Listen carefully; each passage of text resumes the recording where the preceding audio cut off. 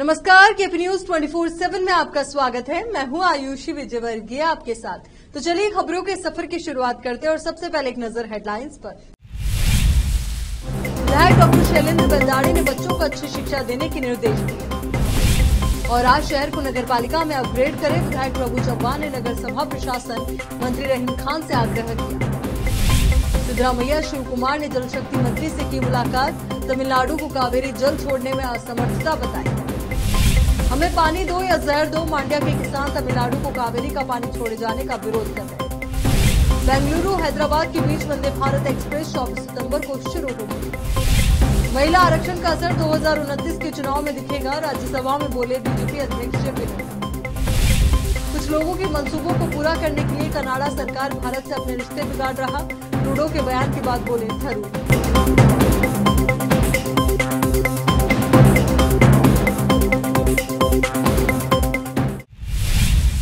अब देखते हैं समाचार विस्तार से।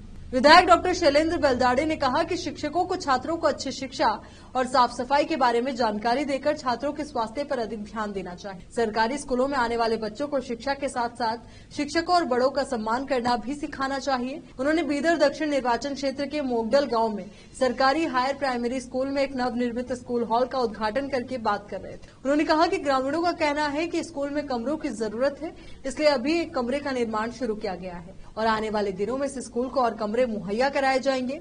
विधायक डॉक्टर शैलेंद्र बेलदाड़ी ने गांव के सरकारी कन्नड़ और Urdu medium senior primary school का दौरा किया और स्कूल में शिक्षा की गुणवत्ता, डेयरी और अन्य गतिविधियों के बारे में मुख्य शिक्षक और साथी शिक्षकों से चर्चा की। एसडीएमसी अध्यक्ष अशोक ने शौचालय, परिसर और अन्य समस्याओं के बारे में विधायकों का ध्यान दिलाया और बताया कि स्कूल के अधिकांश कमरों की मरम्मत की जा चुकी है। मरम्मत किए गए कमरों का निरीक्षण करने के बाद विधायक ने फिर शिक्षा अधिकारी से पूछा इस स्कूल सहित तालुक में कितने स्कूल कमरों की मरम्मत की गई है। उन्होंने आश्वासन दिया कि वे जल्द से जल्द सूची बनाकर जानकारी देंगे और शासन से धनराशि स्वीकृत कराएंगे। विशेष संवाददाता की रिपोर्ट। पूर्व मंत्री व विधायक प्रभु चव्हाण ने नगर सभा प्रशासन मंत्री रहीम खान से औराद नगर पंचायत को नगर पालिका और कमल नगर ग्राम पंचायत को नगर पंचायत बनाने की मांग की। उन्होंने गुरुवार को विधानसभा में मंत्री से मुलाकात की और एक ज्ञापन सौंपा। चौहान ने बताया कि डॉक्टर नंजू दप्पा की रिपोर्ट के अनुसार मेरा निर्वाचन क्षेत्र औराद सबसे पिछड़ा क्षेत्र है और कल्याण कर्नाटक क्षेत्र के दायरे में आता है। वर्तमान में औराद नगर पंचायत मुख्यालय है और कई गांव शहर से जुड़े हुए हैं। इन गांवों की आबादी को देखते हुए नगर पंचायत केंद्रीय सीट को नगर निगम केंद्रीय सीट में अपग्रेड किया जा सकता है। इस संबंध में मैंने पिछले शासन काल में भी अपील की थी। फिलहाल प्रस्ताव की फाइल नगर निगम प्रशासन विभाग में लंबित है और उन्होंने अनुरोध किया है कि औराद नगर पंचायत को नगर पालिका में अपग्रेड करने की दिशा में तत्काल कार्रवाई की जाए। साथ ही मेरे निर्वाचन क्षेत्र में कमल नगर को एक नया तालुक केंद्र घोषित किया गया है और इस पंचायत की आबादी 15,000 से अधिक है। बीदर जिला कलेक्टर की ओर से कमल नगर ग्राम पंचायत को नगर पंचायत में अपग्रेड करने का प्रस्ताव पहले ही नगर पालिका प्रशासन विभाग द्वारा शहरी विकास विभाग को सौंप दिया गया है। याचिका में विधायक प्रभु चव्हाण ने अनुरोध किया है। विशेष संवाददाता की रिपोर्ट। गणेश महामंडली के अध्यक्ष चंद्रशेखर पाटिल गादगी और महासचिव बाबू वली ने भगवान गणेश की विशेष पूजा शहर के गांधीगंज में वर सिद्धि विनायक गणेश मंडली द्वारा स्थापित की गई पंडाल में की। साथ ही जिला आयुक्त गोविंद रेड्डी, जिला पुलिस अधीक्षक चन्नबसवन्ना ने भगवान गणेश की विशेष पूजा की और इस अवसर पर जनता को हेलमेट वितरित किए तथा दुर्घटना के प्रति जागरूकता पैदा की गई। अतिरिक्त पुलिस अधीक्षक महेश मेघनवर, गणेश महामंडली के महासचिव बाबू वली, जेस्कॉम के कार्यकारी अभियंता रमेश कुमार पाटिल, नगर आयुक्त शिवराज राठौड़, सीपीआई हनुम रेड्डी, वर सिद्धि विनायक गणेश मंडली प्रमुख अशोक राजंतल और बोर्ड के सभी पदाधिकारी उपस्थित थे। विशेष संवाददाता की रिपोर्ट। अब देखते हैं राज्य के अन्य समाचार। कर्नाटक के मुख्यमंत्री सिद्धरामैया और उप मुख्यमंत्री डीके शिव कुमार ने गुरुवार को केंद्रीय जल शक्ति मंत्री गजेंद्र सिंह शेखावत से मुलाकात और उन्हें तमिलनाडु को 28 सितंबर तक प्रतिदिन 5,000 क्यूसेक पानी छोड़ने के CWMA के आदेश का पालन करने में राज्य की असमर्थता के बारे में बताया। सूखे जैसी स्थिति का हवाला देते हुए ये बैठक तमिलनाडु को कावेरी नदी का पानी छोड़े जाने के खिलाफ किसान संगठनों के विरोध प्रदर्शन की पृष्ठभूमि में हुई। हालांकि सुप्रीम कोर्ट ने गुरुवार को कावेरी जल प्रबंधन प्राधिकरण और कावेरी जल विनियमन समिति के आदेशों में हस्तक्षेप करने से इनकार कर दिया, जिसमें कर्नाटक सरकार को तमिलनाडु को 5,000 क्यूसेक पानी छोड़ने का निर्देश दिया गया था। बैठक के दौरान डिप्टी सीएम ने प्रधानमंत्री मोदी से 4 राज्यों कर्नाटक, तमिलनाडु, केरल और पुडुचेरी की बैठक बुलाकर इस मामले को सुलझाने में हस्तक्षेप की भी मांग की। जैसे सुप्रीम कोर्ट ने तमिलनाडु को 28 सितंबर तक 5000 क्यूसेक पानी छोड़ने के कावेरी जल प्रबंधन प्राधिकरण के निर्देशों को बरकरार रखने का फैसला सुनाया, मांड्या जिले के किसानों ने विरोध प्रदर्शन तेज कर दिया। कर्नाटक सरकार को बड़ा झटका देते हुए सुप्रीम कोर्ट ने राज्य को 15 दिनों तक हर दिन 5000 क्यूसेक पानी छोड़ने का निर्देश दिया और कहा कि वो CWMA के निर्देशों में हस्तक्षेप नहीं करे। अब कर्नाटक सरकार को निर्देशों का पालन करना होगा। शीर्ष अदालत के फैसले पर जिले के किसानों ने हैरानी जताई। सुप्रीम कोर्ट के निर्देश सुनने के बाद उनमें भावनाएं उमड़ पड़ी और कई लोगों के आंसू छलक। मांड्या में सर एम विश्वेश्वरैया की प्रतिमा के पास अनिश्चितकालीन आंदोलन कर रही कावेरी हितरक्षण समिति ने फैसले की निंदा करते हुए एक मोटरसाइकिल रैली निकाली। इसके अलावा आंदोलनकारियों ने मैसूरू बेंगलुरु राष्ट्रीय राजमार्ग को भी अवरुद्ध कर दिया।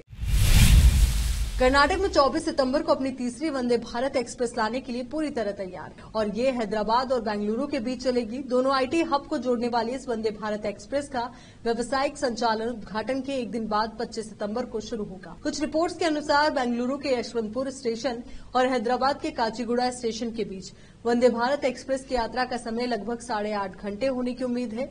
ये ट्रेन सेवा भारतीय रेलवे की दक्षिण मध्य रेलवे विंग द्वारा संचालित की जाएगी और ये महबूब नगर, कुर्नूल, अनंतपुर और धर्मावरम पर रुकेगी। इस रूट में आने वाले रायचूर में स्टॉपेज की संभावना नहीं है। एक रिपोर्ट में कहा गया है कि ट्रेन दोपहर 2 बजे काचीगुड़ा से यशवंतपुरा पहुंचेगी और 2:45 पर यशवंतपुर के लिए प्रस्थान करेगी। बेंगलुरु और हैदराबाद के बीच वर्तमान में सबसे तेज ट्रेन दुरंतो एक्सप्रेस है, जो यात्रा में लगभग 9 से 10 घंटे का समय लेगी। नवीनतम वंदे भारत एक्सप्रेस 71 किलोमीटर प्रति घंटे की औसत गति से यात्रा करेगी। ट्रेन सेवा की कीमत अभी तक सामने नहीं आई है, क्योंकि कई IT पेशेवर, व्यवसायी और छात्र बेंगलुरु और हैदराबाद के बीच नियमित रूप से यात्रा करते हैं। वंदे भारत ट्रेन से यात्रा को तेज और अधिक आरामदायक बनाने की उम्मीद है। शहर में गणेश प्रतिमा विसर्जन जुलूसों को देखते हुए बेंगलुरु के पुलिस आयुक्त बी दयानंद ने बुधवार को 21 सितंबर से 1 अक्टूबर के बीच कई स्थानों पर शराब की बिक्री पर रोक लगाने का आदेश जारी किया। आदेश में कहा गया है कि बार और रेस्टोरेंट, शराब की दुकानों, पब और मैसूर सेल्स इंटरनेशनल लिमिटेड के आउटलेट द्वारा शराब की बिक्री प्रतिबंधित है। हालांकि ये आदेश CL4 और CL6 से लाइसेंस वाले प्रतिष्ठानों पर लागू नहीं। 21 से 22 सितंबर के बीच जयसी नगर, RT नगर, हेब्बल, संजय नगर और DJ हल्ली पुलिस थाना सीमा के तहत शराब की बिक्री पर प्रतिबंध रहेगा। पुलिस ने 22 से 23 सितंबर तक KG हल्ली, DJ हल्ली, गोविंदपुरा, बनासवाड़ी, राममूर्ति नगर, हैनूर, कमर्शियल स्ट्रीट, शिवाजी नगर, भारती नगर, पुलकेशी नगर, हलासुरू, कोतनूर, अमृत हल्ली और संपिंग हल्ली पुलिस थाना क्षेत्रों में शराब की बिक्री पर रोक लगा दी। 23 से 24 सितंबर तक जेसी नगर, RT नगर, हेब्बल, संजय नगर, DJ हल्ली, भारती नगर और पुलकेशी नगर पुलिस थाना क्षेत्रों में शराब की बिक्री पर प्रतिबंध रहेगा। 23 से 25 सितंबर तक विद्यारण्यपुरा, यलहंका और कोडिगेहल्ली पुलिस स्टेशन में और 24 से 25 सितंबर तक कमर्शियल स्ट्रीट, भारती नगर, शिवाजी नगर, पुलकेशी नगर और हलासुरू पुलिस स्टेशनों की सीमा में निषेधाज्ञा लागू रहेगी। हाई ग्राउंड्स पुलिस स्टेशन में 30 सितंबर से 1 अक्टूबर तक शराब की बिक्री पर प्रतिबंध है। यहाँ रुक एक छोटे से ब्रेक के लिए जल्द हाजिर हो।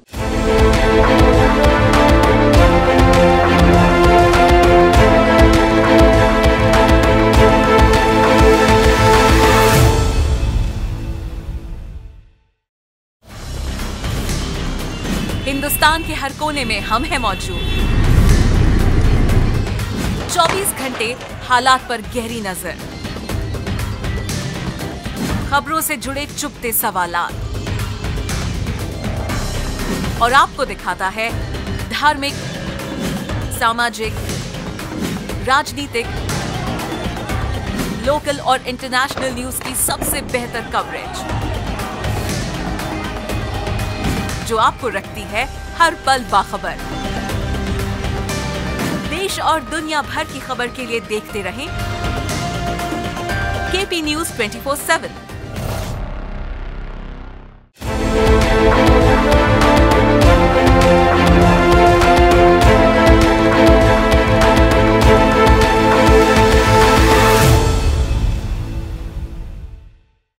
ब्रेक के बाद एक बार फिर से आपका स्वागत। भाजपा अध्यक्ष जेपी नड्डा ने राज्यसभा में महिला आरक्षण पर कहा कि इसका असर 2029 के चुनाव में देखने को मिलेगा। जेपी नड्डा ने कहा कि यदि आज ये बिल पास किया जाता है तो 2029 में महिलाएं आरक्षित सीटों पर सांसद बनकर आ जाएंगी। यही सबसे छोटा रास्ता है। आज राज्यसभा में महिला आरक्षण बिल पेश किया गया। नड्डा ने राज्यसभा में बोलते हुए कहा कि यदि बिल पास नहीं किया जा सका तो 2029 में भी महिलाएं चुनकर नहीं आ सकती। भाजपा अध्यक्ष ने कहा कि यही सबसे छोटा रास्ता और यही अकेला रास्ता भी है, इसलिए इसी रास्ते में हमें जाने की आवश्यकता है। कांग्रेस अध्यक्ष मल्लिकार्जुन खड़गे ने नड्डा को टोका। खड़गे ने कहा कि मैं कबीर का एक दोहा पढ़ता हूँ, कल करे सो आज कर, आज करे सो अब, पल में प्रलय होगी तो कार्य करोगे कब। खड़गे ने कहा कि जब पंचायत जिला पंचायत एक्ट से महिलाओं को आरक्षण मिला तो फिर केंद्र सरकार द्वारा लाया गया महिला आरक्षण तुरंत लागू क्यों नहीं हुआ। खड़गे ने भाजपा अध्यक्ष से कहा कि आप महिलाओं को अभी आरक्षण दीजिए, हम इसमें सहयोग के लिए तैयार हैं। जेपी नड्डा ने कहा कि मैं यहाँ स्पष्ट करना चाहता हूँ कि बीजेपी की नीयत यहाँ कोई राजनीतिक लाभ लेना नहीं है। हमारा उद्देश्य महिलाओं का सही मायने में सशक्तिकरण करना है।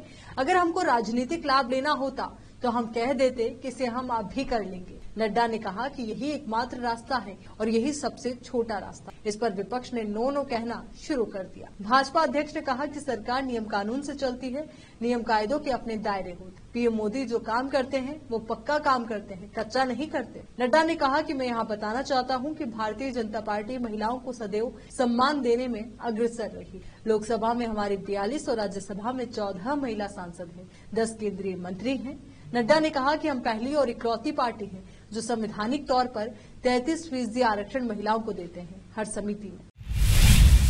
भारत और कनाडा के बीच विवाद बढ़ता ही जा रहा है। दोनों देश एक दूसरे के एक राजनयिक को तेज छोड़ने का आदेश दे चुके हैं। इसके साथ ही भारत ने कनाडा के नागरिकों के लिए वीजा सेवाएं भी बंद कर दी। माना जा रहा है कि दोनों देशों के संबंध अपने निचले स्तर पर पहुंच चुके। इसी बीच कांग्रेस सांसद पूर्व भारतीय डिप्लोमेट शशि थरूर ने कहा कि भारत और कनाडा के संबंध ठीक नहीं और ये और बिगड़े, इससे पहले इस मसले पर काम करना होगा। कांग्रेस सांसद ने कहा कि एक बहुत ही निराशाजनक स्थिति, मुझे समझ में नहीं आता कि कनाडा की ओर से उनके विदेश में एक विशेष राजनीतिक लाभ के लिए इस तरह की बातें क्यों कहनी पड़ी। उन्होंने कहा कि ऐसा करने से आपके भारत के साथ रिश्ते में दरार पड़ रही, लेकिन अब हमें सुनिश्चित करने के लिए कदम उठाने चाहिए कि ये और खराब न हो। उन्होंने कहा कि भारत और कनाडा दोनों देश एक महत्वपूर्ण व्यापारिक भागीदार हैं।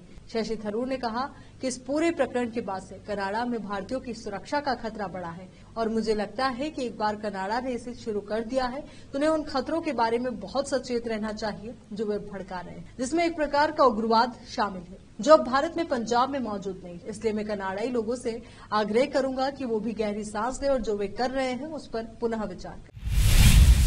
देश के कई राज्यों में विधानसभा चुनाव होने वाले हैं, वहीं अगले साल 2024 में लोकसभा चुनाव होने। ऐसे में एक तरफ जहां सभी पार्टियां एक दूसरे को जोड़ने में जुटी हुई है, वहीं दूसरी तरफ ओडिशा के मुख्यमंत्री नवीन पटनायक ने अपनी पार्टी से 2 विधायकों को निष्कासित। नवीन पटनायक ने इस बाबत प्रेस को संबोधित करते हुए कहा कि बीजू जनता दल से 2 विधायकों को निष्कासित किया जा रहा है, जिसमें पहला नाम है सुधांशु शेखर परिदा जो कि रेमुना विधानसभा सीट से विधायक है, वहीं दूसरा नाम है सौम्य रंजन पटनायक का जो कि खंडापाड़ा विधानसभा सीट से विधायक है। इस बाबत नवीन पटनायक ने कहा कि शीघ्र ही मीडिया कर्मियों के लिए प्रेस विज्ञप्ति जारी की जाएगी। बता दें कि ओडिशा पुलिस की आर्थिक अपराध शाखा ने बीजू जनता दल के वरिष्ठ नेता व विधायक सौम्य रंजन पटनायक के अखबार कार्यालय पर छापा मारा। इस मामले में ईओडब्ल्यू ने भारतीय दंड संहिता की धारा 420 और 120B के तहत मामला दर्ज किया था। साथ ही इस छापेमारी में अलग अलग टीमों ने कई दस्तावेजों को भी जब्त किया था।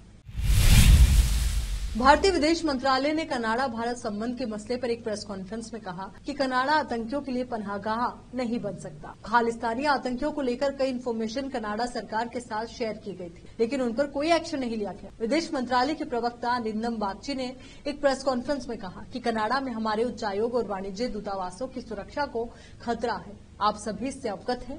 इन खतरों से वहां सामान्य कामकाज बाधित हो गया। इसके मद्देनजर हमारे उच्चायोग और वाणिज्य दूतावास अस्थायी तौर पर वीजा आवेदन प्रक्रिया को पूरा कर पाने में सक्षम नहीं। हम रेगुलर बेसिस पर इसकी समीक्षा करते रहेंगे।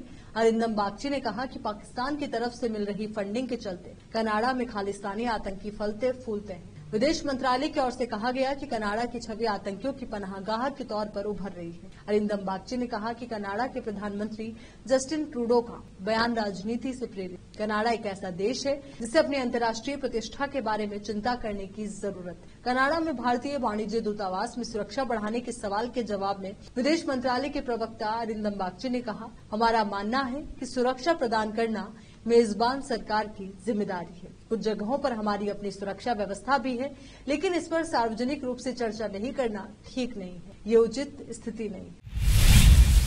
महिला आरक्षण बिल को लेकर राज्यसभा में भारतीय जनता पार्टी के राष्ट्रीय अध्यक्ष जेपी नड्डा और राज्यसभा में नेता प्रतिपक्ष मल्लिकार्जुन खड़गे के बीच तीखी बहस थी। दरअसल बिल पेश किए जाने के बाद सत्ता पक्ष की ओर से नड्डा ने जैसे ही बोलना शुरू किया कि बीच में ही मल्लिकार्जुन खड़गे ने उन्हें टोक दिया। इस बिल पर दोनों नेताओं के बीच तीखी चर्चा और नोकझोंक देखने को मिली। खड़गे ने इस दौरान जेपी नड्डा से सवाल किया कि सरकार महिलाओं को तत्काल आरक्षण नहीं दे रही, बल्कि महिलाओं को आरक्षण का झुंझुना थमा रही। मल्लिकार्जुन खड़गे के सवाल पर जवाब देते हुए जेपी नड्डा ने कहा कि सरकार पक्का काम करना चाहती है। बता दें कि नड्डा और खड़गे के बीच की ये बहस इतनी बढ़ गई है कि राज्यसभा के सभापति उपराष्ट्रपति जगदीप धनखड़ को बीच बचाव करना पड़ा। मल्लिकार्जुन खड़गे जेपी नड्डा को टोकते हुए कहा कि पंचायत में रिजर्वेशन तत्काल लागू होता है, तो ये महिला आरक्षण क्यों नहीं। खड़गे इस दौरान कबीर का दोहा सुनाते हुए कहते लगे कि काल करे सो आज कर, आज करे सो अब, पल में पड़ले होगी बहुरी करेगा कब। इस पर जेपी नड्डा ने जवाब देते हुए कहा कि महिलाओं को किस सीट पर आरक्षण मिलना है और किस सीट पर नहीं।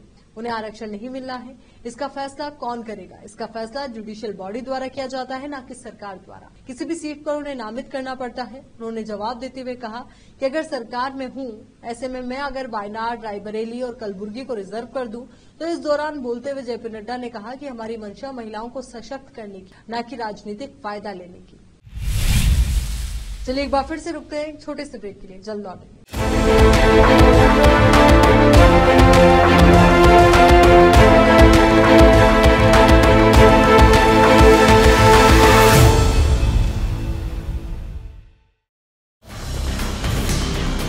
हिंदुस्तान के हर कोने में हम हैं मौजूद। 24 घंटे हालात पर गहरी नजर, खबरों से जुड़े चुपते सवालात, और आपको दिखाता है धार्मिक, सामाजिक, राजनीतिक, लोकल और इंटरनेशनल न्यूज की सबसे बेहतर कवरेज, जो आपको रखती है हर पल बाखबर। देश और दुनिया भर की खबर के लिए देखते रहें केपी न्यूज 24/7।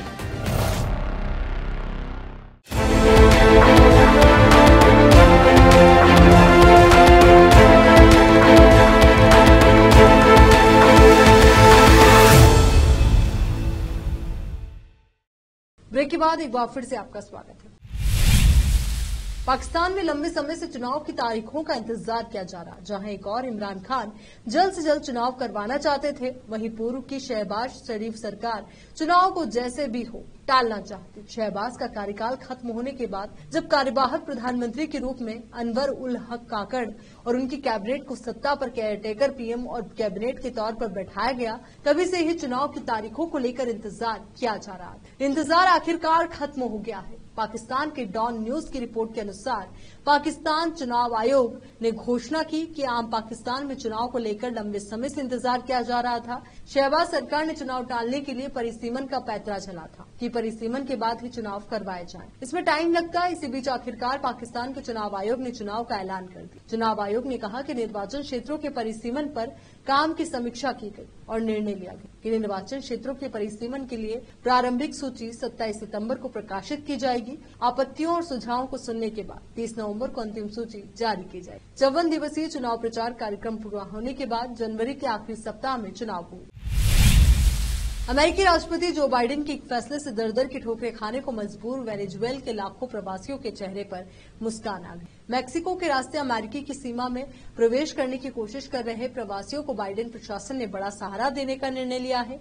इसके तहत उन्हें रहने और काम करने का प्रतिबंध शामिल है। इससे प्रवासियों की मुश्किलें कम होने के आसार हैं। अभी लाखों प्रवासी अमेरिकी सीमा के पास खानाबदोश जीवन जीने को मजबूर है। दक्षिणी अमेरिकी देश वेनेजुएला से आए लाखों की तादाद में वेनेजुएला वासियों सहित अन्य लोगों के मैक्सिको के रास्ते अमेरिकी सीमा में प्रवेश की कोशिशों के बीच बाइडेन प्रशासन ने कहा है कि वो देश में मौजूद हजारों वेनेजुएला वासियों को अस्थायी कानूनी दर्जा दे रहा है। गृह सुरक्षा मंत्रालय ने 31 जुलाई 2023 तक अमेरिका आए करीब 4,72,000 वेनेजुएला वासियों को अस्थायी संरक्षित दर्जा देने और देश में काम करने का अधिकार देने की योजना। अब एक नजर फिल्मी समाचारों पर। अनिल कपूर के अंदाज में झक्कास कहना पड़ेगा महंगा, दिल्ली हाईकोर्ट ने दिया सख्त आदेश। अब समाचार खेल जगत से हैं। ICC world cup 2023 Rohit Sharma और डेविड वार्नर के बीच होगी रोचक जंग। आखिर में देखते हैं समाचार बाजार। कोड़ियों के भाव, टमाटर बेचने को मजबूर किसान, 250 रुपए किलो बिकने वाला बिक रहा 3 रुपए किलो। चलिए एक बार फिर से नजर डालते हैं हेडलाइंस। विधायक डॉक्टर शैलेंद्र बेलदाड़ी ने बच्चों को अच्छी शिक्षा देने के निर्देश दिए। और आज शहर को नगरपालिका में अपग्रेड करें, विधायक प्रभु चव्हाण ने नगर सभा प्रशासन मंत्री रहीम खान से आग्रह किया। सिद्धरामैया शिव कुमार ने जल शक्ति मंत्री से की मुलाकात, तमिलनाडु को कावेरी जल छोड़ने में असमर्थता बताई। हमें पानी दो या जहर दो, मांड्या के किसान तमिलनाडु को कावेरी का पानी छोड़े जाने का विरोध कर रहे हैं। बेंगलुरु हैदराबाद के बीच वंदे भारत एक्सप्रेस 24 सितंबर को शुरू होगी। महिला आरक्षण का असर 2029 के चुनाव में दिखेगा, राज्यसभा में बोले बीजेपी अध्यक्ष जेपी नड्डा।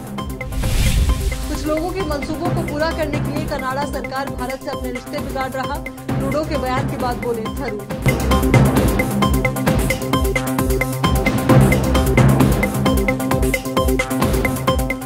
केपी न्यूज के इस बुलेटिन में फिलहाल के लिए इतना ही। देश और दुनिया से जुड़ी तमाम ताजा खबरों के लिए बने रहिए केपी न्यूज 24/7 के साथ। धन्यवाद।